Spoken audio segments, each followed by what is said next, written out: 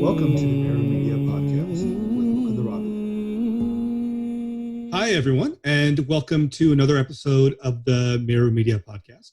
My name is Mukunda Raghavan, and today I am joined by an eminent and erudite scholar by the name of Guru Prakash, Professor Guru Prakash, who is a lecturer at Patna University in Bihar, which is, for some of you that might not know, is a state in India that actually is one of the oldest states in probably the world. That history goes back a few thousand years, if not into the second millennium BCE.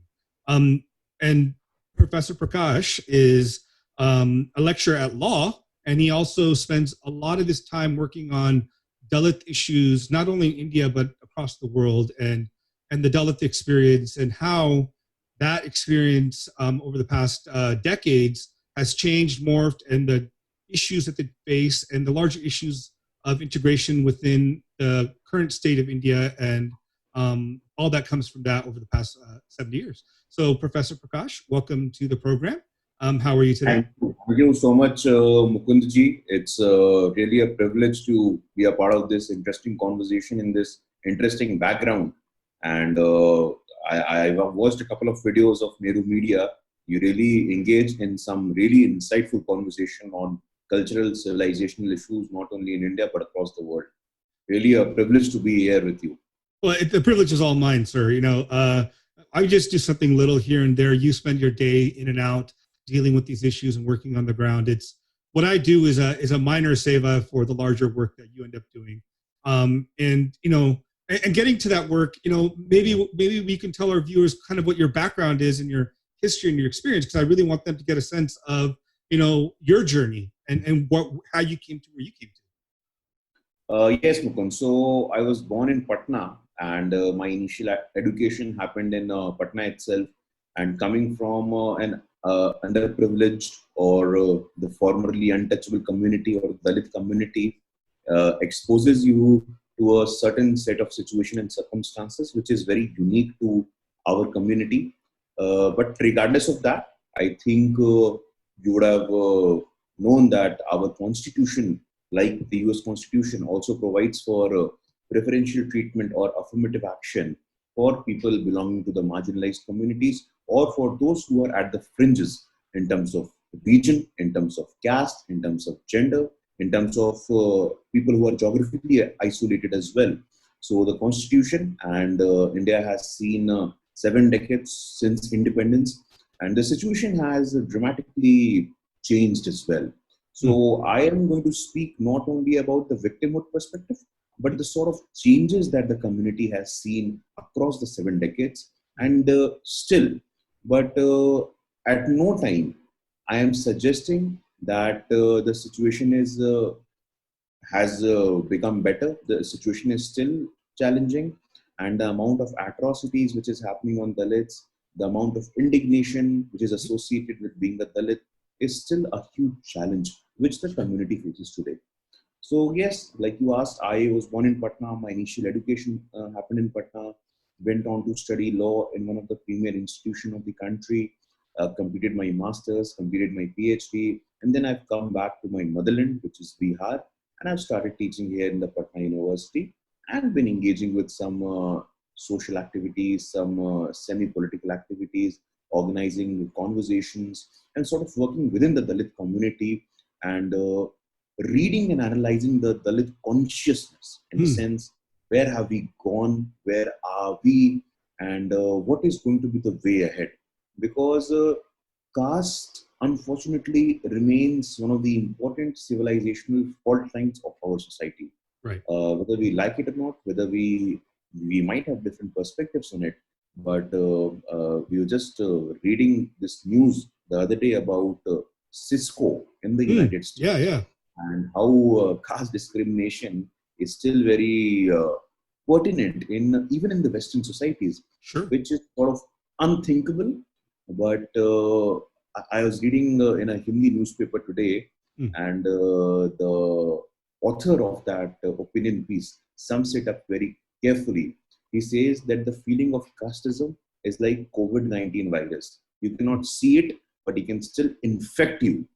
Right. There can be in the future course a vaccine for COVID-19, but there will be no vaccine for your casteism virus that has infected your thoughts, that has infected your imagination. Sure. If you speak for me, since my father is also in university, mother is also in university, our sort of exposure towards caste, our sort of upbringing and roots always reminded us, and we took pride in that. Yeah. So the question is, how do you reconcile with the reality?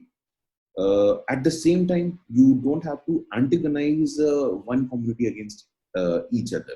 That is Right. also a very pertinent point, because these days, like I see in the United States, Hmm. the Black Lives Matters movement is at peak today. Yeah. Yeah. So I came and I did some research, and from my understanding, I might be mistaken that. Hmm. In terms of assertion of the civil rights for Black people or for the African American people, there were two streams. One stream was of Dr. King, Dr. Yeah. Martin Luther King Jr., who speaks of coalition of conscience, and the other stream is of Malcolm X, who speaks of sort of violent aggression and historical justice, historical injustice, and how do you sort of compensate it. So there are two streams. Similarly, in India, there is one stream that is talking of integration, inclusion, representation at the critical decision-making position, Mhm. and there is still another stream which was popular a couple of decades ago, I would say, the Maharashtra Dalit Panthers Party, Mhm. and some sort of violent outbreaks still happening here and there. Both the stream have their own significance. I am no one to make a choice between these two Sure. streams, but at the same time, if you speak for me, I myself uh, find myself closer or proximate to the stream which is of integration, inclusion, because India is huge. Yeah. India is, like, in terms of scale and magnitude, you would realize it's second to none. Hmm. So generating hatred between two communities is not a solution. Yeah. Dr. King speaks of coalition of conscience. How do we sort of build a coalition of conscience? People from different castes coming together, people realizing that caste is an issue, Mhm. and how do we sort of fight it out? How do we Yeah. struggle with the everyday caste-based discrimination?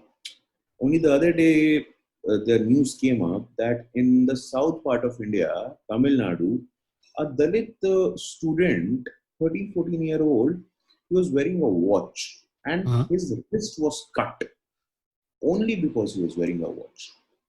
Like cut In off? central, correct. Wow. In the central part of India, even today, when there is a marriage happening of a Dalit, Yeah. and if he thinks of riding a horse, stone pelting happens. Stones are thrown, so he has to wear a helmet even when he is riding a horse to go to the bride's place. Yeah. So these type of instances are still they're very disturbing. They're extremely Of course. disturbing, but at the same time, there are stories, there are people who have come up regardless of their struggle, regardless of their very humble origin, and are doing well. Yeah. So So this, I think, probably sums up my sort of experiences and the broad perspective that I sure. have over issues, Mukunda. Sure. Professor Prakash, if you don't mind me asking, so even just like many other of the other Varna, Jatis, whatever caste you want to call them, there's differentiations within the Dalit community too, right? In terms of different Jati groups within the Dalit Jatis, right? So what would, I mean, if you don't mind me asking, which one did you come from, and how did your family get on the track to get education? Because in the previous lecture, I heard you say that you were second generation, I believe, of educated people in your family. You know, and your point that you made in that lecture was it actually, it struck me as very, very important. Is many families have 4 or 5 generations of education, and you were talking about the nature of reservations for like 4 generations as being sufficient potentially, right? I mean, these are all subject to more research and understanding. But what was your family's background in terms of your parents, your grandparents, if you know? See, Mukunda, we usually make this mistake of clubbing the entire Dalit community, and I'm happy that you asked this question, into a singular caste Yeah. or a single homogeneous entity. But that is not the case. Mhm. There are hundreds of castes within the Dalit community. Let's say there are Jatavs in Uttar Pradesh, there are Paswans in Bihar, there are Malas and Madigas in Andhra Pradesh, Mhm. there are Chamars in central India. So, like this, there are hundreds of communities which are part of the so-called larger Dalit community. Mhm. And these communities, at the time of independence, during the making of the constitution, were enlisted as the scheduled caste community. Mhm. So, if you look at the journey of the etymology of the term, Yeah. so before independence, it was the depressed classes. Yeah. The depressed classes were those classes who were sort of historically marginalized, institutionally exploited, and Ambedkar used this term. This coinage of depressed classes was something which was very relevant pre-independence. Sure. Then comes Gandhi. Gandhi, sort of in a patronizing tone, Yeah. calls them Harijan. They are God's own people. Again, I might disagree because the community, the people from the community should have the right to call themselves what they want to call themselves. Absolutely. Yeah. And no other person can sort of tell you or sort of impose their nomenclature on them. So Yeah. this sort of patronizing overtures were there. So from depressed classes comes Harijan. And after the independence comes a scheduled caste, which is extremely popular these days, the SCs, which was the conglomerate, which was a collection of castes from across the country Yeah. who were facing institutional discrimination for years. Now, again, that is something which is an subject of research, a different research. When did actually caste-based feelings crept in? What was exactly the juncture? So there are observations that say that with the colonial forces, with the Islamic forces, I don't myself agree with them because my assertion is that when once the colonial forces or once the Islamic forces left, have you started enjoying the privileges that you continued with the caste discrimination? So these are something which is Sure. still unclear. These are Yeah. something which is still unclear to us. So yes, coming to your question, depressed classes, Harijan, scheduled caste, and from the 70s and 80s, you see the term Dalit getting popular. Yeah. So the four, if you look at it chronologically, from depressed classes, Harijan, scheduled caste, and Dalit. So Dalits are it's again it's now a very popular term in Mhm. the sense that it's a conglomerate and it represents assertion as well Mm. that know that we have a right, these are our concerns, these are our aspirations. Come on, sit on this negotiation table. We're going to have a conversation. If not, then we are going to resort to other constitutional means of protest and Yeah. expressing our disagreement. This was a, and again, like we as a scholar or as a student of caste system, student Yeah. of Indian society, student of Indian sociology, we should avoid committing this mistake of considering the entire Dalit Samaj as one homogeneous Samaj. Right. Right. As far as my own personal story is concerned, my father's grandfather, we don't have history. Yeah. You should realize, Mukunda, that unlike the privileged communities, we did not have a sense of history and a sense of tradition. So we never kept a record of our family tree. So you will be surprised to know that I am not aware of my grandfather's father's name. Mm. I'm not precisely aware of what he used to do. Mm. And similarly from my maternal side as well. Right. So these are something which was fallout of, because it's a question of survival. I think once you survive, only then you can think of academically analyzing your roots and other stuff. So for us, it was a question of survival. And to a large extent, even today, it is a question of survival. And then comes growth. Yeah. So this is something which is very critical. My grandfather got a government job. Then my father again and again. This all happened because of reservation. Yeah. All this happened because of the constitutional mode of affirmative action. And then comes me. I also fortunately got state-sponsored education. Now I'm working with the state government. So yes, constitutional means have helped us. Constitution has given us a vantage point from where we can sort of expect dignity or equality, but there is still a lack of respect Mm. when it comes to everyday conversations and everyday dialogue. Sure. Like if you would have seen, and I'm happy that you are talking about different dimensions of caste, because here in India and even outside, there is a strong resonance with the fact that caste issues are synonymous to reservation. Yeah. That Yeah. is not the case. Whenever someone is talking about caste, oh, he or she is going to speak about reservation, he or she is going to demand more reservation. That is not the case, sir.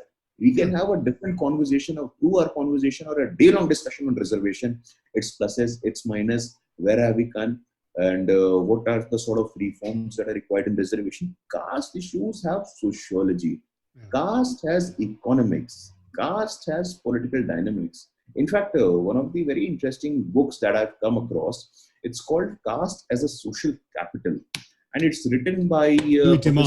R. Vaidyanathan. Oh, okay. Okay. Yeah, Okay. Professor R. Vaidyanathan. It's a very good book.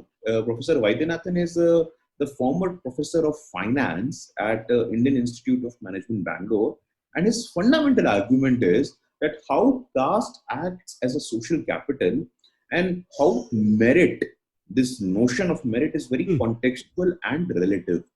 In the sense, he gives an example of Palanpur Jains. So this interesting community of Palanpur Jains, they have monopoly of over 80% when it comes to the global trade of diamonds. Yeah.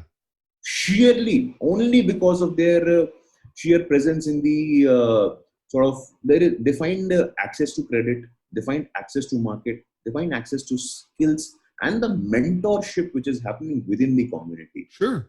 So let's say if I want to jump in entrepreneurship, I don't have a, let's say, parental supervision. I don't have that the sort of links. I don't have the sort of connections. But when it comes to a Jain community, they have that the sufficient access and the links to prosper in that sector, in that business. So I think that's a very fundamental argument where that how caste plays a very important role in your how it acts as a social capital and how it helps you in a personal growth and development. Right, but in the same respect, that Jain community to have that status and the ability to use their caste in a way to benefit the individuals in that caste has to take it away from somebody else, right? I mean, it doesn't exist in a vacuum. It exists within a larger framework of other groups and individuals. So while that maybe in that particular case that Jane's son might not be good at what he's doing, but assuming, like, say I was Dalit or you are, and you wanted to get into that field, you wouldn't have access to it just because they monopolized it, right? So it comes. I mean, caste does have, of course, it has its positive benefits for communities if your community is in a place of strength and privilege already, and then but caste also maintained that privilege because you want to keep your sons and daughters and grandchildren and family members with that. But that comes at the detriment of communities like yours and other communities being able to get into that area. Yes, uh, I think I agree with you because, like I said, caste plays a very important role. Right. And as far as if you ask me about what was the traditional occupation of my community, Mm-hmm. so my community and why were we untouchable is because we were into pig rearing. Mm. Um, Sort of you can call it in modern terms pig farming and so on, Sure. but pigs were somewhat associated with filth and dirt. So but that again has a very interesting story and I would like to tell you about it. Sure. Yeah. Yeah, so when there was a struggle between the colonial forces and the Islamic forces, and this has been recorded by Baba Sahib Ambedkar. Yeah. So Ambedkar observes that there was one battle of Plassey or Buxar somewhere Classy. around. I think it was 1870, 1857. Yes, 1760s or something. So what Yes. happened? Someone suggested to the Britishers that why don't you recruit Paswans and have them in their first line of aggression? Hmm. So they will come with their pigs, and on the opposite side, you will have Islamic forces. So when the war happens, they will let go of the pigs as the first line of offense, Yeah. and then since they consider pigs as napak and so on, so even this leads us to a different conversation on the fictional thought of Dalit Muslim unity. Yeah. So, like you says, you would have seen these days, certain segment of our intellectual leaders, they are bent on having this Dalit Muslim unity idea or Jai Bhim, Jai Meme idea. So can we touch on this in a little bit? I that is a topic I want to touch, but I think it's more important first for me, and I think for listeners to get into larger, just the Dalit issues, right? Because this is a subsequent issue. It's important nonetheless, but it's more important for me that, we have this system that is terrible. It's inhumanizing to people, millions of people, right, in India, and like you said, even in Cisco, people coming over here, bringing that mentality to table, and in India, it's talked about, but it's also talked about when I lived in India for a few years, and I always felt it was they never talked about the issues. What they would do is talk about either vote bank kind of issues, or they would generally dismiss or use the stories to give examples of atrocities, not the experience, the day-to-day lived experience of I mean, I can't say average Dalit because there is no average Dalit. Every Dalit is unique and different, and they have their own unique experiences within, for example, South India, Tamil Nadu might have a different experience in Dalit communities than Gujarat or Bihar. And like we were talking about earlier, there's many communities within the Dalit community. And there's tensions between these communities, just like there's tensions between any other communities. So what are the underlying issues currently, I would say, first between Dalits themselves, and then Dalits as a whole with what people now call Savarnas? What is your caste, Mukunda? My parents are Brahmana, and I am Brahmana, I guess. So I think that is the first moot point, because in India, especially in the urban centers, we really notice that caste denialism or caste blindness, there is a huge section of privileged society who say that I do not believe in caste, I do not believe in casteism. I myself never practice casteism. Sure. And 99% of the time, people who are saying this, they're coming from privileged community. Yeah. The so-called Brahmin, Kshatriya, Vaishya. Yeah. In my 32, 33 years of lifespan, I've never come across a Dalit or a backward community or a marginalized person saying that I do not believe in caste. Yeah. So, when the rest of the society is not even willing to acknowledge that there is a problem, there comes the issue. Yeah. So, you being a Brahmin based in the United States, sort of on the basis of your readings, on your observations, you were mindful of the fact that this issue can no longer be ignored, because people with some sort of understanding of Indian society cannot have those far-reaching assertions that there is no casteism in India. Right. So we must acknowledge and accept that caste is a problem. The first and the foremost problem which I see, apart from the mental illness of casteism, is that the absence to the means of education, still the lack of access to good employment opportunities, still, and if you ask me, the absence of Dalits at critical decision-making positions in the institutions that matter. Yeah. Now, these institutions are public institutions. These institutions are private institutions. Although reservation has played a role, but even after reservation, you would be surprised to know that there has been no Dalit who has reached the topmost position of civil services in India, that is the cabinet secretary. Wow. There has been no Dalit in the 7 decades who has become a foreign secretary. There has been only a single Dalit who became the Chief Justice of India, which is the so-called head of our judicial system in India. Only one in 7 decades of independence. No And how many Dalit Dalits are there? yet. And sorry? so what's the population of Dalits in India? Just to get a sense of how many people we're talking about If that you don't. talk about, including scheduled castes and scheduled tribes, Yeah. it would be in the tune of 30 crores. That's 300 million people. That's Correct. not. That's bigger than almost. It's almost as big as the United States. So basically, out of a population of the United States, you don't have a single person, and no one found competent in whatever standard to come to a level where they can be making decisions about this. That is absurd. Correct. And that is a very important point. And like you said, what are the underlying issues? These are the underlying issues. We don't see people, no cabinet secretary in 7 decades, no foreign secretary in 7 decades, only one person, A.G. Balakrishnan, who goes on to become the Chief Justice of India. No person yet who has become the Prime Minister of the country, sir. But someone will say it's president. You have the president who is. Yes, I was coming to it. We have one president, Ramnath Kovind. Like I said, there have been some development, but not on the expected levels. The number of vice chancellors of universities, the number of professors, the number of people in the media organization at the critical decision-making positions, the number of people in civil society, in sports, in entertainment, because you would have seen the policy of diversity and the affirmative action in the United States that ensures equitable representation of people from different origin across the sector. But we still have issues. We still have very big issues there. 100%. I agree with you. And you would know better than me on those because obviously of you being there.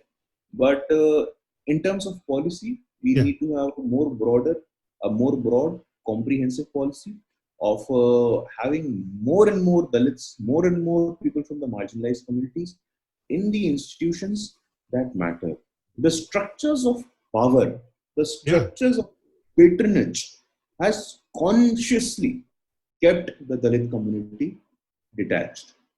So these are some of the important issues which I think we think of. How do we ensure representation? How do we ensure better education? How do we ensure access to employment opportunities?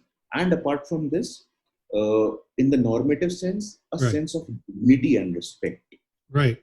That is something which is very crucial. That is something which is very critical. Because if your wrist is being cut only on the fact that you had a thought of wearing a watch, if you have to wear a helmet when you are riding a horse and going for your own wedding ceremony, in states like Gujarat, if you see the atrocity incidents and the aggressors are making a video out of it. You just look at the audacity of it. A, you are committing a grave mistake, an illegal offense. B, you're making a video out of it and consciously making the victim realize that his sort of this action is justified. Now, how do you reconcile with it? So these are some of the larger issues that is yet to be figured out, Mukunda. But yes, like I said, and I always maintain that the last 7 decades has been extremely fruitful in the interest of the community. This is something which, these are some of the underlying issues which are the primary concerns and aspirations of the community today. Sure. When you talk of differences within the Dalit community, that is also a very interesting factor and not being studied well yet. Because I also wonder, because a lot of people also don't know, for example, there is a difference between OBC, scheduled caste, Adivasis or original first people, what they call Adivasis. And there's so many demarcations. Like, although people love to talk about Modi being OBC, I mean, that doesn't necessarily mean the same thing as being a Dalit, right? It's a very different group of people. So how do people understand that dynamic, right? So, I mean, there is a dynamic of upper caste, which will usually even the terms Vaishya, Kshatriya, Brahmana are very difficult that way, because even a Kshatriya or Vaishya could belong to a different Jati or whatever you call. It's considered lower in some sense, but obviously not in absolute sense, right? So my question, I guess, here would be, what is the demarcation between OBC, scheduled caste, and Adivasis? I'm not a scholar of Varna system, but when No, you but I mean speak by the of, law. What does yeah, the law yeah, see it? Yeah, I'll give you a background as well. sure, sure. So I'm not an authority on it, but Yeah. if you look at the Varna system, there's Brahman, who is the priestly class. There are Kshatriya, who are the warrior class. Yeah. There are Vaishyas, who are the trading class, and there are Shudras, who are into the service, agriculture, peasants, and so on. Yeah. Then there are Avarnas as well. Yeah. In English, they could be outcasts. So if you take an import of it, a large segment of peasant population who in the due course became agricultural landholders as well. So this is something which is very interesting I'm happy that you raised this point.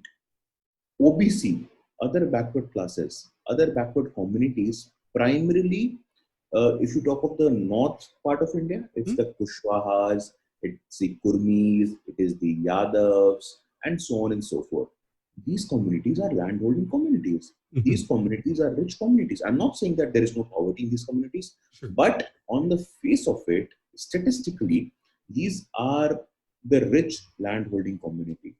And the problem arose when, in the 1990s, when the Mandal Commission came. The Mandal Commission entitled these communities for reservation in education and employment that was state-sponsored. From 47 to 1990, the rest of the society sort of reconciled with the fact that SC/ST has been socially and geographically ostracized, so they need reservation. Yeah. And I'm placing this on record. The rest of the society, be it Brahman, Kshatriya, Vaishya, they accepted this. Yeah, I agree. This is sort of historical compensation. But the problems came when the sharing happened for the OBCs. That was done purely on the basis of politics, I think. Again, everyone can have their own opinion, but OBC reservation is something which is a very contentious issue. And every section is now, like a rich Maratha community in Maharashtra, Jat community in Haryana. Yeah. These people are the Patels recently, right? Even the Patels try to get it. Patels, yeah.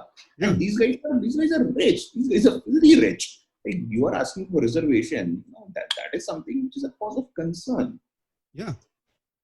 But yes, when you talk of scheduled caste deserves more because they faced institutional discrimination while staying within the society. Scheduled tribes have been attributed because they were geographically isolated. Yeah. You get my point? They were not facing everyday discrimination, everyday sort of exclusion, but Dalit community, the scheduled caste community, they were living on the fringe of your residential societies. Yes. They were cleaning your toilets. They were doing all the menial jobs. So in that case, they were bereft of the land. They were bereft of the natural resources. The scheduled tribes, like you see in the northeastern part of the country, and even in the Rajasthan for that matter, they have been the land holding communities. Purely the reason for them getting the constitutional sanction is because of their geographical isolation. Right. But if you ask me, if I make the case for SC's reservation, it makes more sense. If I make a case for their assertion for more demand, more respect, and more dignity, that is sort of more meaningful than the other communities. This is the difference between SCs, STs, and OBC, according to me, if I'm able to answer you properly. No, and that makes total sense. I mean, I get that. It's just what I find, and again, this is, I think, problematic amongst a lot of the Hindutva groups, is that they'll talk about, or people that want to talk about how there is no caste issues in India will make comments like that, saying to the extent, oh, look, a low caste person like Modi is PM, but that is a very, to my mind, that ends up being a very superficial argument, because probably his community did not have the same concerns and issues as many Dalit communities have, historically speaking. And again, I don't know much about Modi's terms of his community, but I do know a decent amount of the Dalit struggle from my readings of Ambedkar and Pule and a few other people. So it's just, I think it's a apples to oranges comparison sometimes. I'm sorry, I did not get you. Did you hear? Were you not able to hear me? No. Oh, okay. Yeah. Yeah, I was just saying, a lot of times, much of I guess, the people that want to talk about how caste is resolved in India for the most part, because somebody like Modi is prime minister, and he's from a backward class. But the problem I think many of them forget is within the Dalit communities, they have faced significantly more ostracization, oppression, suppression, and kept out of the fringes of society, kept out of society on the fringes for much longer, and that it's not indicative of progress for Dalits. It's indicative of maybe progress for that particular community that Modi is part of. But I think the comparison between OBCs and Dalits and scheduled tribes is apples to oranges in many ways. You see, Mukunda, this is the power pyramid. Yeah. And power is traveling downwards. Mm-hmm. For the first 4-5 decades, it was with the forward caste community. Right. Then you see a broader, which is the OBC community. Right. And then you see the broadest, that is the Dalit community. So it took us 4 decades for the power to travel from forward community to the intermediary community, which is presently the case. Sure. And it is going down further. You will see in the due course the decentralization of power, which is going to happen. Right. And as far as the rise of our Prime Minister is concerned, it is a phenomenal journey. Yeah. In the sense, if you look at the sort of Congress dispensation, they were essentially focused on one family. Yeah. They were essentially focused on one caste. And there are cases when Babu Jagjeevan Ram, who was once the Deputy Prime Minister of the country, mm-hmm. and who was the Defense Minister of the country in 1971 war that led to the emergence of Bangladesh. Mm-hmm. Look at how he was facing difficulties in the Congress party. He never got that sense of respect from within the Congress party. So Congress party has had a history of treating Dalits and people from marginalized communities in a certain way. But at the same time, you mentioned the word Hindutva as well. Yeah. And I call this the subalternization of Hindutva. The people at the margins, the people who are socially not of privileged background, yeah. they are carrying Hindutva on their shoulders. Yeah. Let me be very clear on that. There is one Kamad Yatra that happens. Kamad Yatra happens in the Hindi calendar of Sawan month, where a person is supposed to carry water from holy river Ganges to the nearest Shivlinga. Mm-hmm. So, and lakhs of people attend that Kamad Yatra. Majority of them, they come from Dalit community and OBC community. There is a Chhat festival where we worship our sun god, especially in the eastern part of the country. Majority of the people who are doing Chhat, they're coming from specific community which are not socially privileged. Mm-hmm. So, and this has been the case historically as well. You look at Kul Devta, you would have known Mayavati and the Kanshinam. Why did these guys never convert to any other religion? Because they precisely realized the social and political capital of being a Hindu. So a Dalit is primarily, regardless of whatsoever narratives are going on, they are primarily the carriers of Hindutva. They are proud Hindus, and they are probably more Hindu than a Brahmin Hindu in their own sense of realization. So yes, Hindutva is something which is very critical, and the Hindutva in political assertion gave them a sense of respect, gave them a sense of representation as well.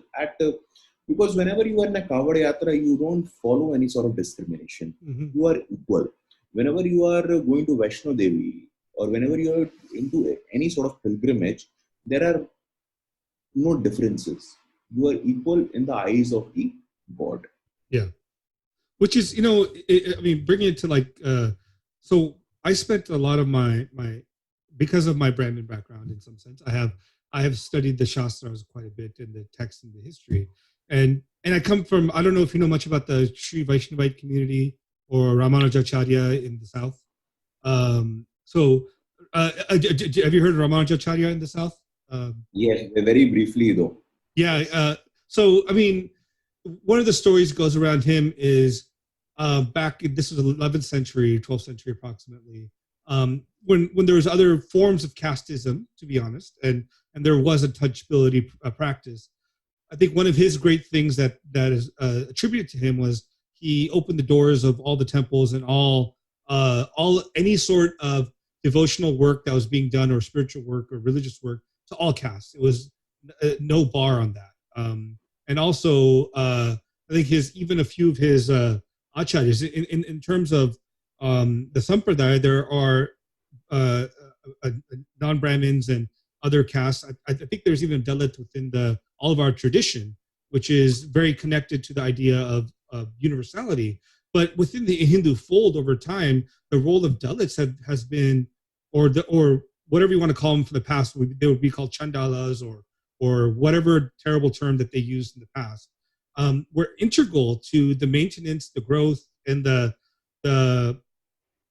the very foundation of Hinduism. I mean, I think people that have the view that Hinduism is not for these people, it concerns me because if you look at the history itself, it's all about these great iconoclasts. Someone like Valmiki, who's belonged to an untouchable caste or community, is the writer of one of the greatest texts of all of Asia, right? The Ramayana. So I just find it interesting how, and this goes into the narrative you talked about earlier about the Dalit Muslim connection, where it, as if like Dalits have no place within Hindu fold and they only belong within outside that fold.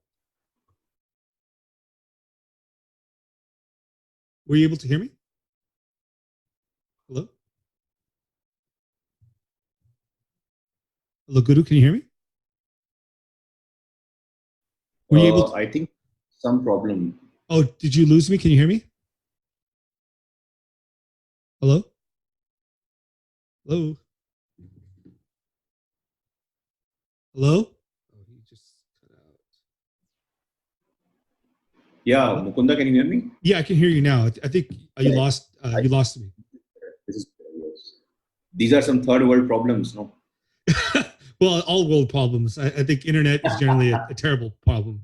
But I don't know what where you last got me. But I guess my point, I was You're just talking trying. about Acharya and Dalits being at the foundation of Hinduism. Yes. Yeah, okay. So it strikes me as somewhat difficult, and this is where I have to have some conversation about Ambedkar too, right? Ambedkar's position as um, to get rid of casteism in India requires I think his word was the destruction or of Hinduism in some sense, right? Affiliation of Yeah. caste. Well, and in his work Annihilation of Caste, there's one line where he talks about the destruction of Hinduism as a religion, in order for caste to survive or for equality amongst people in India.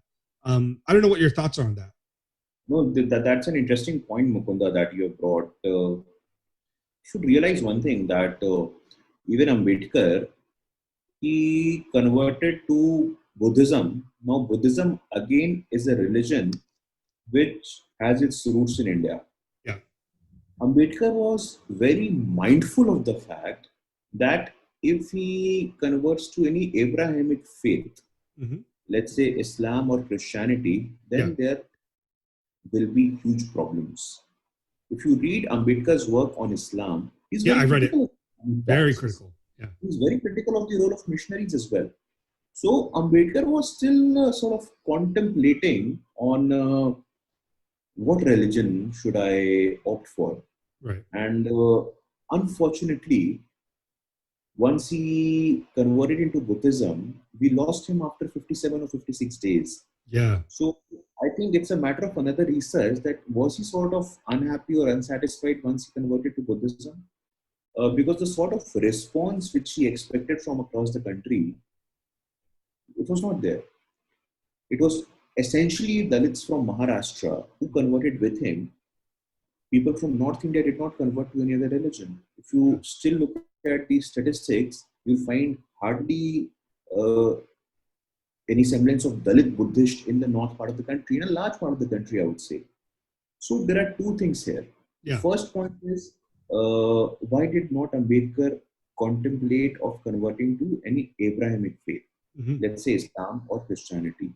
So he's very mindful of the fact that if I somehow follow the path of Islam or Christianity, then that is going to be disastrous not only for the Indian society but for the Indian subcontinent as a whole. Yeah. So this is my hypothesis. He chooses a religion which is closest to India, which has its roots in India, and people, they say that Buddhism is also an offshoot of Hinduism. Now, again, I'm not a researcher or a scholar on this, but at the Buddhism has deep connections with Hinduism. It talks of detachment. It talks of even today this practice of vipassana is very popular. So vipassana also has roots in meditation, your breathing, and so on.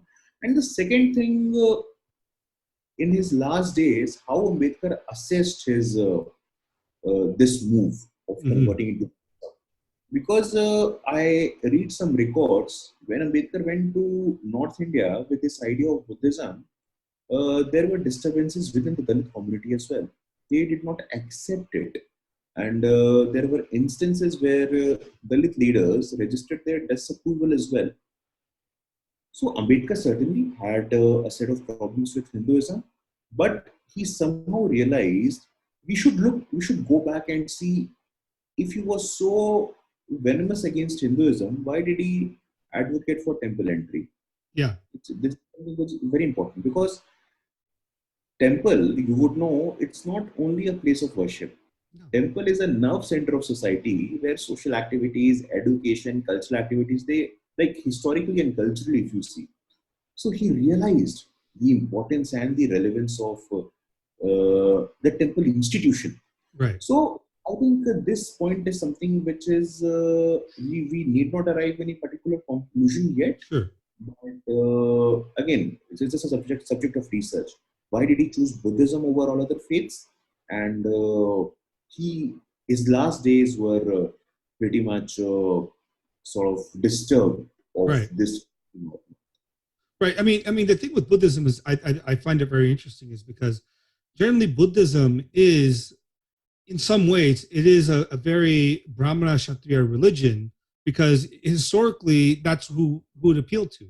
And it was never a religion for the people necessarily, because it didn't have the cultural ties to the earth, the ground, the locations. Like if you think about like any of these yatra places across India, they're connected to usually nature, right? There's a great river, a lake, whatever, and communities there amongst various kinds, all castes, would be part of that natural location.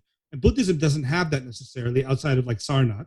And Jainism the same way. It's primarily upper caste, and maybe that could be the frustration why maybe historically, and this is just me hypothesizing, that people from lower caste never really converted, quote unquote lower caste. Again, I hate these terms, but it's a social function, that they never converted to these other religions en masse, is because they found ways within the Hindu structure to pull themselves up or break open walls and barriers.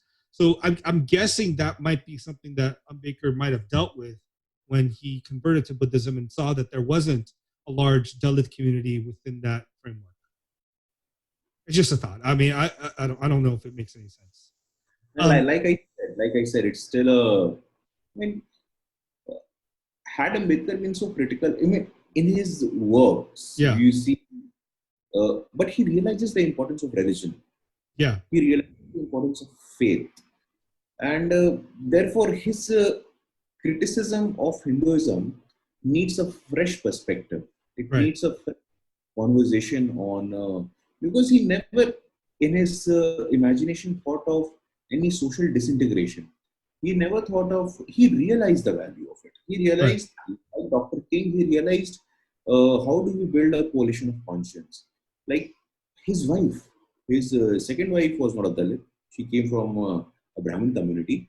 So these are some of the minute factors which we need to realize that, like I said, in a country as diverse as India, Hmm. you cannot talk of a different nation for Dalits. You cannot talk of a Yeah. different setup for Dalits. How do we reconcile with the concerns and aspiration of each community, and how do you sort of have a respectable conversation, like whether Dalits are ready to come on the table or not, whether Mukund is ready to come on the table and talk to a Dalit or not, and sort of negotiate what are your concerns and aspirations these days. Right.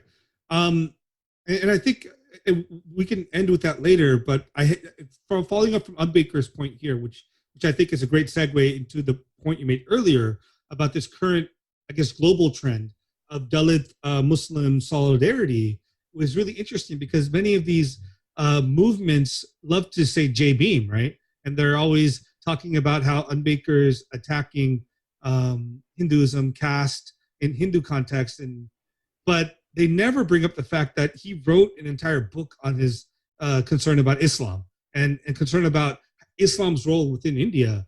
And even worse, he would talk about Islam's role in the castes of within India, right? You know, while he might have given a lot of importance to the creation of caste and the maintenance of caste in some sense by the Hindu society, he gave a scathing attack on Islam and Islamic society as to how they made it worse in many ways. Good that you raised this point, and let me tell you at the very outset that this is nothing more than a mere political sloganeering, and it has been tested as well. In the last legislative elections of one of the largest states of the country, Uttar Pradesh, Mayawati, Bahujan Samaj Party, it's a major political party in the parts of North India. She tried this experiment. She gave symbols, party tickets to more than 90 Muslims, and none of them won. So this chimera of Dalit Muslim unity is nothing more than a figment of imagination. And more Dalit leaders are also realizing this. Asaduddin Owaisi, one Yeah. of the leaders of AIMIM, which is again a smaller party in the state of Andhra Pradesh, he tried to have a rally with one of the prominent Dalit leaders of Bihar, which is the Jitan Ram Manji. Jitan Ram Manji realized this and then said no. So this is nothing but a sort of narrative being peddled by a section of intelligentsia, by the so-called narrative builders or the discourse makers, to, and I call them with no qualms, breaking India forces. Yeah. Because there is no historical. Now, if you look at it, you look at Manmohan Singh, he said that Muslims have the first right over the national resources. Oh my God, what is this? Muslims have been rulers of this country, sir, for in the tune of 200 years. Were Dalits rulers of this country? Not to my mind, not to my reading. So one is the victor, another one is the victim. And you are unnecessarily trying to join this for a political motive. Yeah. The recent state of protest in the Citizenship Amendment Act, who are going to be the beneficiary of it? The Dalit, the community of Pakistan, the Dalits in Bangladesh who are being ostracized, they are going to be the beneficiary of this Amendment Act. It doesn't hold any water. And if you go back a little bit more into history, you would realize that this Jai Bhim, Jai Meme or Dalit Muslim solidarity is not a new thing. Jogendra Nath Mandal, who was a Dalit, and he was the first law minister of Pakistan, he submits his 48 page letter of resignation, which is, and you must read that.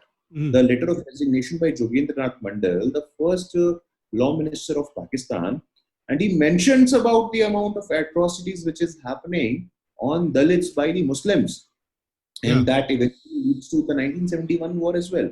In fact, I'm doing this interesting conversation on Marich Jhapi massacre. This Yes. Marich Jhapi massacre is Marich Jhapi is an island in the Sundarban, and it is one of the darkest events of our political history, where to some assertion, 10,000 people from the Dalit and the marginalized communities were killed by the state. And it's a very good book. It's called The Blood Island by a senior journalist called Deep Haldar.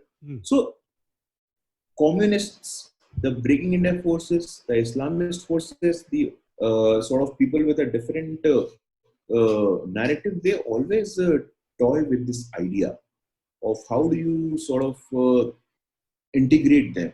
But like I said, Dalits have been the carrier of Hindutva on the ground. They worship like you and me. They are more Hindus than an average Hindu. Yeah. So this entire idea doesn't hold any water. One has been historically the ruling class, and the second has been historically at the receiving end. So I don't see any connection in that. Politically, it has failed.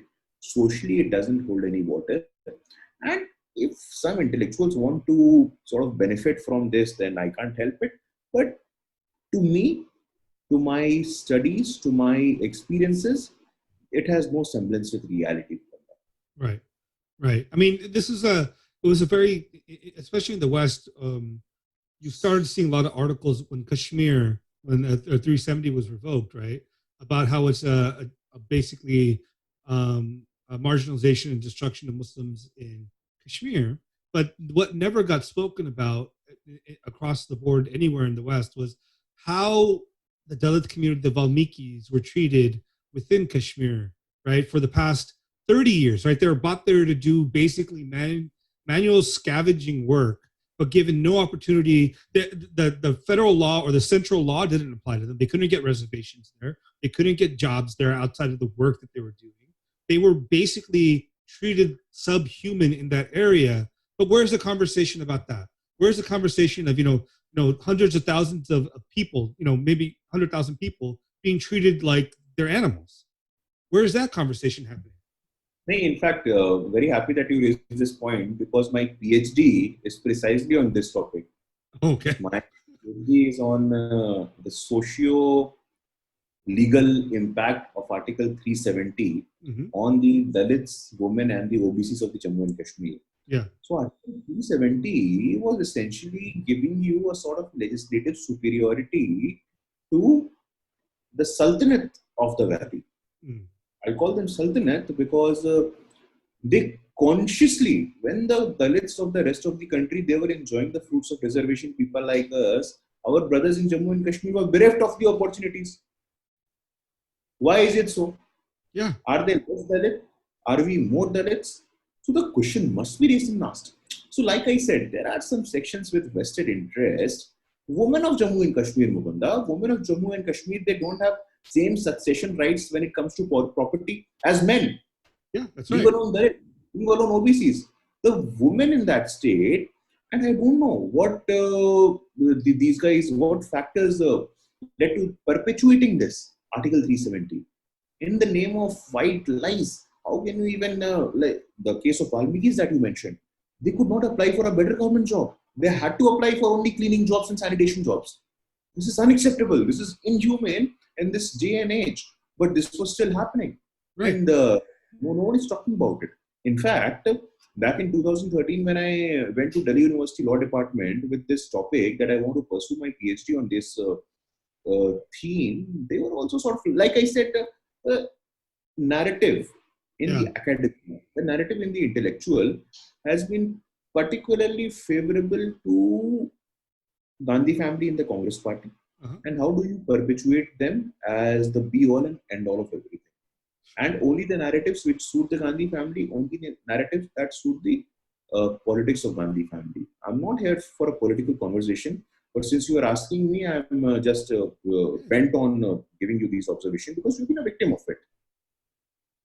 Yeah, I mean, it's difficult for me to think about this because we end up having, and again, I have to only come from it. Even though I lived in India for a few years, much of my knowledge comes from both Indian sources and American sources, Western sources. The Western sources, I find very much so, use Dalits as props when they need to, which is very sad to me because they'll talk about Dalits as victims in cases when it suits the narrative of how India is terrible to these people, which in some sense is true. But when it comes to how, for example, Muslims are terrible to them, you never hear a whiff of it. Or you talk about Marxists being terrible to them and using them in their games between in Kerala and or West Bengal. No one says anything about that. It's only when it comes to either the state of India or the religion of Hinduism that you hear any sort of negativity or issues that come with the Dalit community on the whole. And look, I am all about openness.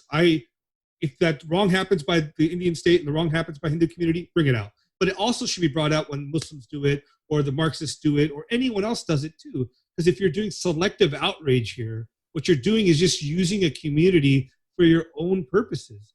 And you aren't treating the community as something on their own that they want to achieve and help them achieve that. I am surprised for your opinions and point of views. Why are you not ostracized in the US academic circles? Well, I'm not an academic, so I don't. And second of all, I don't care. I don't care what they say. NYTs and the Wash Post and the Hudson Institutes and the American think tank, they would vehemently disagree with you. Yeah, that's fine. Everyone's entitled to their opinion, but the difference is it's whether you have facts. Let's just talk about on the ground realities. That's more important to me than someone disagreeing with me and disliking my opinion. Dislike my opinion, whatever. I don't give a rat's ass. Sorry for my French here, but for me, it's if you're looking to solve a problem and you're trying to address a situation, the narrative is secondary to what the truth must come out, right? And this is how, for example, you're a lawyer too. We know how effective truth and reconciliation commissions are. They're very effective, right? They're much more effective than any sort of criminal justice system that we engage with because it forces the victims and their oppressors to, at somewhat level, acknowledge their humanity and issues with each other. And I think that the first thing that becomes very important there is truth. And if the truth gets lost in these narratives, then we're going to lose the solution at the end. So for me, that's why I think it's very important for us to be open and honest and engage with stories, engage with each other. I think I agree with you, Mukunda, on this because in the opening remarks, I mentioned about some of the stories that are very positive. Yeah. I'll tell you of one such example. The Indian Chamber of Commerce and Industry, DICCI. Dalit Indian Chamber of Commerce and Industry is a collection of 5,000 small and big entrepreneurs coming specifically from Dalit and tribal communities. There are Dalits in the country whose annual revenue is in the tune of 1,000 crores. There are many Dalits in the country whose annual revenue is in the tune of 500 crores to 100 crores. Wow. There are many Dalits who have reached the esteemed position of professors and vice chancellors. There are many Dalits who have topped the most difficult examination on the planet, UPSC. Tina Dabi was one such example. There are Dalits who have secured medals in Olympic and Commonwealth. No one is talking about them. Yeah. So my concern is this. How do you find people? In fact, on April 14th, 2020, this year, on the birth anniversary of Baba Saheb Ambedkar, some of us came together and formed All India Dalit Youth Alliance, AIDYA. And we have presentation in more than 20 states, young Dalits from across the spectrum, industry, civil society, bureaucracy, who are willing to have conversation. An average Dalit is not conscious or aware of the Dalit-Muslim solidarity. We are busy in making ends meet, sir. Right. We are busy in thinking of how do we put bread and butter in the next meal? How do we put food on the plate? We are not worried about who came when, what is the idea of victimhood, what Dalit-Muslim solidarity. That there is no such thing in reality. In reality, our concern is employment. education, like whatever is a concern of an average American or an average Indian. Sure. Like how do I provide better education for my kids? How do I seek personal growth and development? So these sort of narratives are going to be peddled, and unfortunately, they are some of the forces which are inimical to the interest of the nation and the society. But let me get this straight that as someone from the community, as someone who is actively involved with the community and the when it comes to articulation of concerns and aspiration, I don't see any semblance, any sort of agreement with this fiction of Dalit Muslim solidarity and so on. So, I mean, I've taken so much of your time, and I'm sure you have so many other things to do today. But, you know, I just want to talk a little bit. Last few things I want to talk about is some great, you know, progress. What do you think should be done within India and outside of India? And I hate the term ally, but, you know, let's just use it. How can other people that are not Dalits help the cause of equality here? And not just law. The law is, we all know law is one thing. Society is a whole other thing, right? You know, the law might be, you might be equal in the law, but you're not equal in society. I mean, how do we help equalize how we treat each other and respect each other? Because to be honest, although you said there's no, you guys did not have history, a sense of history, there is probably, there is history in the Dalit people and the Dalit communities, and amazing history that will at some point come out over time, which I hope. How can we help or be part of making things better for everyone? I did not say that we do not have a sense of history, No, Mukunda. you said you didn't. No, you said you I didn't. just said that because of the efforts for survival, Yeah. we could not have a sense of history. No, that's what I meant. I apologize. No, come on, it's just a matter of few words, but everyone would like to have a sense of history and tradition. I would like to have a family tree of my own. Yeah. But question is, and like you said, like how can the so-called global community in their right mind can come together and work for or probably contribute to the Dalit cause? Yeah. First and foremost, I think we should be ready to acknowledge and accept the presence of caste. Mm. We should not live in this fool's paradise that caste is not a problem, caste is a thing of past.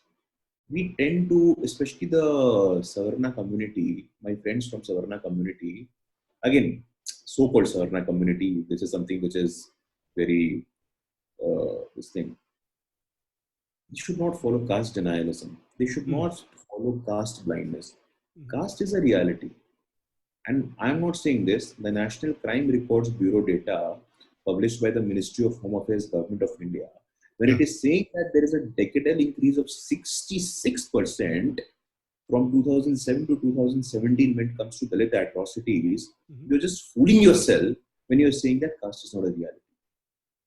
So we have to accept and acknowledge that yes, caste is a problem. Yes, Dalits have not achieved, they deserve more, they deserve better education opportunities.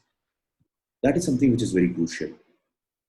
Even today, if you look at the number of Dalits in the Ivy League institution, you would be surprised. It is dismally low.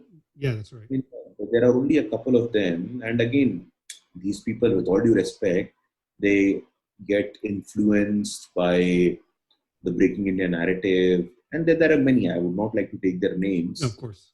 They're bent on making caste as an international issue. They're bent on making caste as, like there are efforts of getting the United Nations conventions on caste. Yeah. And that would be disastrous for India. That would be disastrous for our national interest.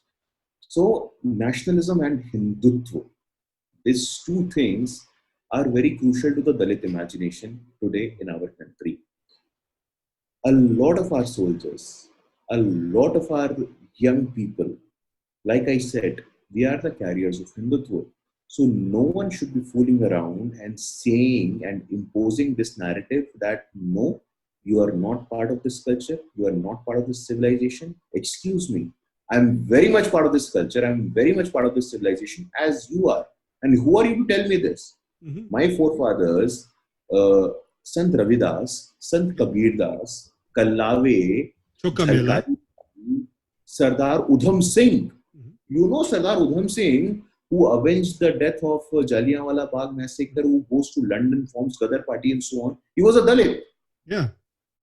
So you cannot imagine Dalit in a silo, or you can not divorce the Dalit imagination from nationalism and Hindutva. Right. So we would be doing a great amount of service if we would realize, we acknowledge, and we accept this problem, and the sort of narrative in the Western academia and the Western press, that I find it really disturbing. And if something can be done, if they bring the right stakeholders, they don't call me. In fact, there was a piece in NYT. I wrote to the editor, let me write a rejoinder to it. If you really want an Indian perspective, Yeah. your own one perspective, why are you not letting me allow to put my own perspective? Then I just thought, leave it. These guys are not going to, because these guys are operating, they have their own belief system, they have their own value system. They're not willing to listen to the other side.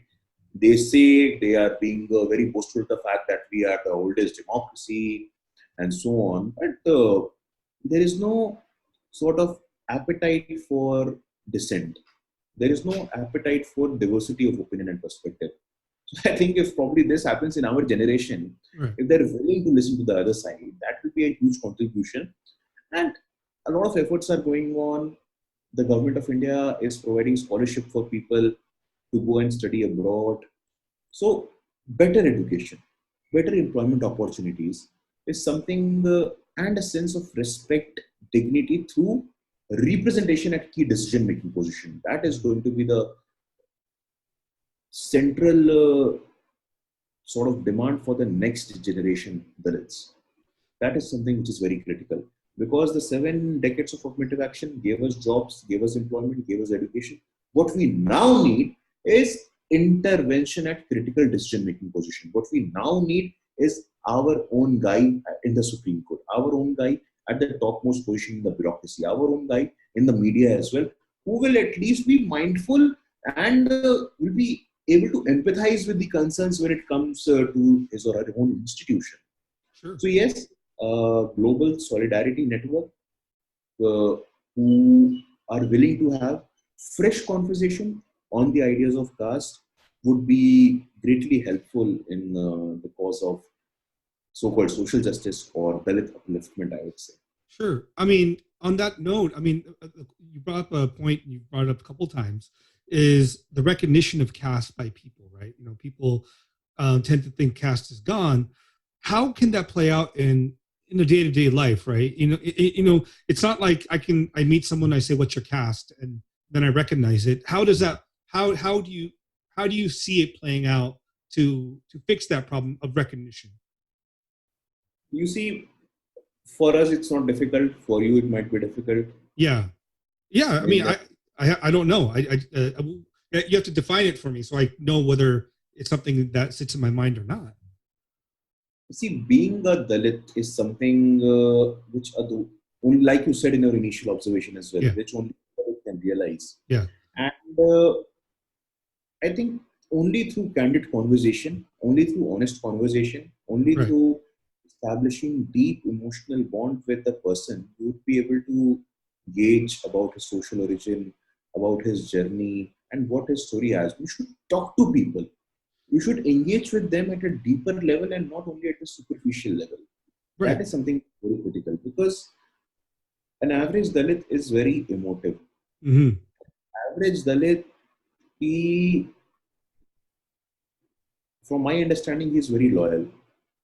Once he commits to you, he will always be with you, because these are some of the layered conversations which we have seen in our life living in rural part of the country. Mm-hmm. We realize that once he commits himself or herself to you, he will stay by your side till the end of his or her life. Yeah. So these are some of the emotive tools. These are some of the conversations which you should have with them and make them realize that you're equal. Right. You're not someone else. You are treat them with dignity and respect, and you would know. I'm sure, even in the Western ecosystem, Uh-huh. like it is being played out as we speak. The Cisco this thing episode is telling you this, that in spite of being senior, a junior of a Dalit was promoted above him Yeah. only because of caste position. So I'm not going to buy this argument that caste has disappeared in the United States. No. You would realize this and start speaking with them, start having fresh conversations, start establishing deep emotional bonds with them, and you would realize it. Sure. And just to tack on this point, so I mean, this is another concern that you hear amongst a lot of the Hindu community across the board, is that there is a Dalit Christian nexus, right, in terms of what we would call, again, breaking India forces in some sense, or breaking the Dalit forces. I mean, whatever you want to call it. But is there? I mean, again, I don't like playing into like conspiracy theories. Is that a real thing? Is that a real thing of the intersection between Christianity or Christian missionary movement and then the Dalit movement? They call it predatory proselytization. Mm-hmm. In Christianity, as we all know, that it's a proselytizing faith, and unfortunately, they have been very active in parts of the tribal India. There are states, there are in fact areas in my adjoining state, which is Jharkhand, Mm-hmm. and there are districts where Christianity has grown multifold. My concern is that you use deceit, you use coercive method. What they used to do is, I'll tell you this: suppose a Dalit is or a poor person in any village, in remote tribal village, is unwell. Mm. Their modus operandi is that they'll open a primary health center. In the night, they will give them a medicine, let's say a capsule, and keep a Bible below their pillow. Mm-hmm. In the next morning, they will open the capsule, empty it, and show it to the Dalit or the poor person and say that there was nothing in it. There was Jesus Christ below your pillow who saved your life. I'm against this sort of archaic practice. Mm-hmm. Like, in the name of multiplication, in the name of proselytization, you should not make fool of us like this. Yeah. This is unacceptable. The role of missionary is with a global cause of concern, and especially in India. I mean, they have done some good educational work as well, Sure. in terms of which we have to accept, but not that when your intentions are not good.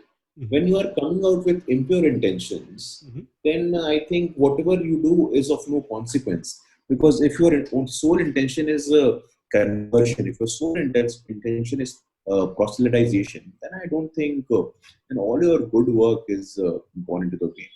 Because Right. this is how, like I keep reiterating that it's a matter of respect for us. Yeah. Our civilizational consciousness, like, why are you snatching it from me? Why are you sort of removing it from me? Because my generations then would be bereft of it. Right. I mean, my idea of togetherness, my idea of Holi, Diwali, Chhat, getting families together, getting the Mm-hmm. family system together, all the rituals, that people enjoy them because it's very central to our sort of thought. Mm-hmm. And once you come and cut all those cords, that is something which is unacceptable. But I'm sure the government is now being mindful of the fact, and the government is acting against these organizations as well. And in the Right. due course, you would see. But I agree with you that conversion is a huge problem and unacceptable from the Dalit perspective as well. And for the All India Dalit Youth Alliance also, we intend to, in fact, there are efforts of doing the Ghar Wapsi of Dalits. So Mm. once they convert to Christianity, there are many organizations who are getting Dalits back into the Hindu fold. Although there is no such civilizational provision in No. terms of law, But yes, they're getting them back. So I mean, yes, it is a problem. It is a concern, and the government should deal with them with an iron hand. Right. So we're getting into 2 hours here, so I want to close this out very soon for you. Um, what are some um, good good future that you see for the work you're doing and the All India Dalit Alliance? What's the hope that you have and what's the vision that you have? Like I said, the vision is to have representation. The vision is to have dignity. The Mm-hmm. vision is to have respect in everyday interaction. Like if I and you, if Guru Prakash and Mukunda are having a conversation, there should be no prejudice or background of my caste, of my Dalit upbringing, of my Dalit origin. How do we generate this sense of respect and this sense of dignity? For this, it is crucial that we articulate our concerns in the right sense, in the Mm-hmm. right manner, and we have our own people through the constitutional means forward. And at the same time, I'm not going to say that the instances of atrocities should be covered up. Not at all. Whenever there is an instance of atrocity, it has to be taken up on priority. The victims has to be brought to justice. Mm-hmm. The perpetrators has to be brought to justice. So how do you ensure that there are Dalits having constructive and solution oriented conversations? Yeah. How do you ensure that there is equitable representation in media? How do you ensure that there is sufficient representation in political parties? How do you ensure that there's sufficient representation in the institutions that matter? So this Sure. is, I think this is a work in progress. This is a sort of evolving conversation. But as Yeah. of today, these are some of the concerns and aspirations which we have. And has your message been being received well across the board, or are you having some difficulty? Or We've just started. The journey has just started. But like I said, since my childhood, we have been with this working in this space. So yes, I think with the advent of social media, with the advent of technology, in fact, there is one of my 1.5 hour lecture which is on YouTube. I'll forward that link to you, where I have spoken about what is going to be the new Dalit agenda, what are going to be some key challenges in sort of implementing that agenda. Yeah. And representation, I think, remains the key word here.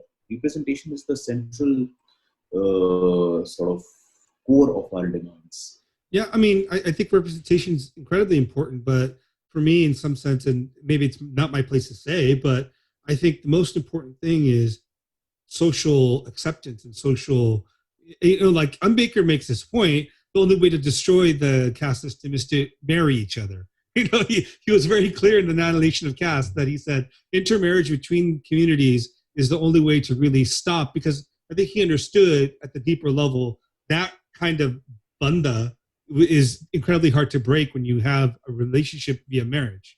Yeah, a different conversation on this, Mukunda, because marriage is a strictly personal business. I'm not for any state-led interference. No, I'm not saying state-led at all. What I'm saying is, as society, like to have that sense of looking past caste in terms for marriage, right? Because in India, it's still there. That consciousness would come with time, but without interference from the state, once people realize this. And let me tell you, we will see this ills of casteism probably waning away in our lifetimes only. Hopefully, when we have more and more people at the positions that matters, it will automatically, no one is willing to share the power. No one is willing to share the pie.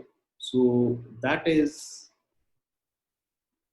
one of the most important challenges. Like once you have this sort of vision, once you have this sort of understanding that power has to be shared, equitable, then you would move towards the resolution. Hopefully. And India is tough that way, right? Because it's very dynastic. Just not just in the central level, but even state levels. You'd have like the Yadavs that will just take power and hold power within their families.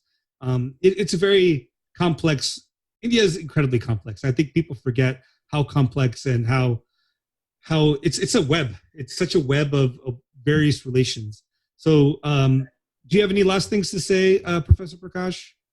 I thoroughly enjoyed our conversation, and you have been very inquisitive.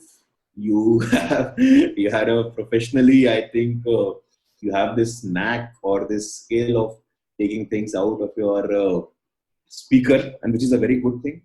Uh, the Western thought, I think we have discussed almost briefly on every aspect of it. Yeah. Uh, Probably in the due course, like I said in my previous observation, we would see the ills of casteism waning away, Sure. descending.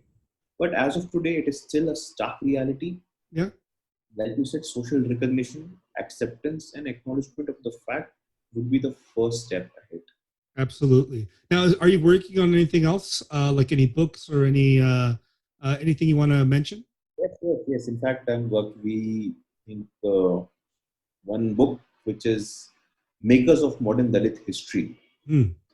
In the sense, a friend of mine and I are working on this book with the National Publishing House, and definitely when times are normal, we'll come to US and do the book discussions there as well. Absolutely. I would love to meet you in person. It'd be great. So this idea of Makers of Modern Dalit History is essentially identifying the Dalits who have been instrumental in their in the advancement of the cause of nationalism and Hindutva. Yeah. Jagjivan Ram, Chalkari Bai, Kallave, Soirabai, Kabir Das, Ravidas. So we have sort of outlined their life and how they were conscious and mindful of the fact of their social origin and their contribution to the larger cause as well. Absolutely. Well, I'll look forward to it. Let me know when it comes out. I'll definitely get it. And thank you for your time, Professor. It was a great conversation. I learned a lot.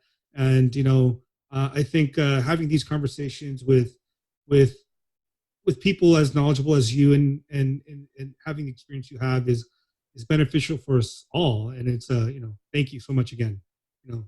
Thank you so much for having me. Namaskar, sir.